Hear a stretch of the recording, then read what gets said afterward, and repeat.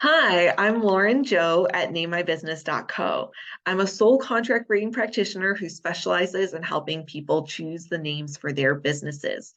And in this video, I want to give you an introduction to the birth chart and break down some of the elements that we would find in a birth chart that I would use as a practitioner to help to interpret that for you. So the birth chart in the cell contract reading system, it looks like a Star of David or a 2D Merkaba.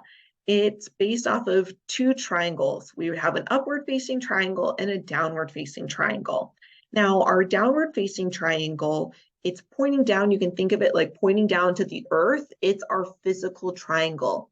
The energies and the numbers that we find in this triangle are the energies that we utilize in the physical world, the experiences we may be seeing again in our exterior, external world. Whereas our upward facing triangle, which you could think of as pointing upward to the heavens, is the spiritual triangle. And by spiritual triangle, in this sense, we're looking at the energies that we're utilizing and have access to in the spiritual realm. Or you could also think of it as more of your internal energies that you might use when connecting to spirit. Within each triangle, so again, two triangles, there are three aspects.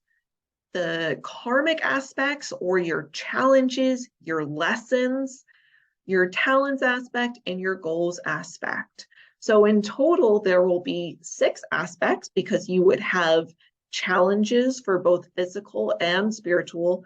And the same with your talents and your goals, you would have this in the spiritual triangle as well as the physical triangle. And then what we'll do is we'll take all six of those aspects, we're going to add up all of the numbers, and we're going to have a soul destiny number, which lives at the inside of the chart. Now, soul destiny can be seen as your life purpose or an overarching life goal.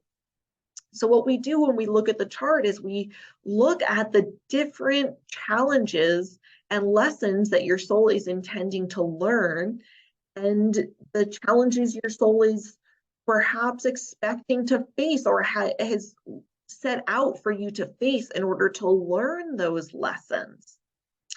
So, for example, if someone has a karmic number 9 in their chart or a 9 in the karmic aspect, the 9 is about power and it's about responsibility.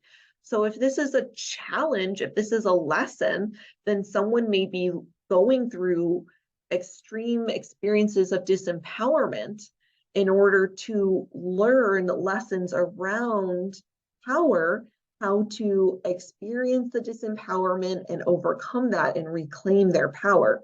That can be an example of lesson in the number 9. Then we would look at our talents. Talents are the abilities you come in with. They have what I call a precursor lesson. They have a little bit of a challenge you need to work through in order to unlock that talent. But then they're there really to serve the purpose of helping you to work through your challenges from the karmic aspect and to learn those lessons, as well as reaching the goals that are in your goals aspect. So depending on the number you have at the talent, sometimes it's the perfect tool, right? I like to think of your talents as your toolbox. Now you can have a tool and it might not be the right fit for the challenge that you're going through. So it's there, but it's not as helpful as perhaps another tool would have been, another number would have been in that aspect. That really is just that right tool to get that job done. Now, something to keep in mind as well is that as you work through the challenges and learn those lessons of the energies that are there in your karmic aspects, you transmute them, you turn them into talents, right? Because once you come through the other side of a challenge, once you have learned the lesson, well, now you have that talent. You have turned that challenge into a tool that is in your toolbox to help you to work through other challenges that might be in your chart, or to help you to achieve the goals that are of your chart, to help you to achieve your soul destiny, that overarching life goal. So that gives you an introduction into the aspects that we look at in a birth chart.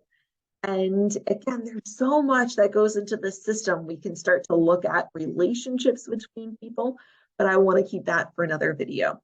So thank you for joining me today. Hope to see you around another video soon.